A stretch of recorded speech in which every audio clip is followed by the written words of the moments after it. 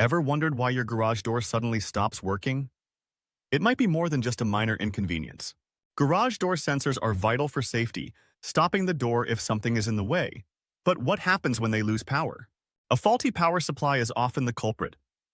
This can be due to a tripped circuit breaker, a blown fuse, or loose wiring. Imagine discovering that rodents have chewed through your sensor wires, or that wear and tear have caused disconnections.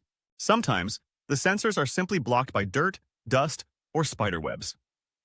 A quick clean can often solve the problem. Misalignment is another common issue.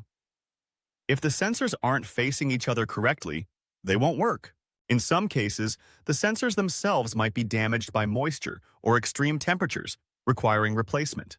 To troubleshoot, check the power source, inspect the wiring, clean the sensors, and realign them if necessary. If these steps don't work, it might be time to call a professional, especially if there's extensive wiring damage or other malfunctions. Regular maintenance, like cleaning and inspecting the sensors, can prevent future issues and keep your garage door running smoothly.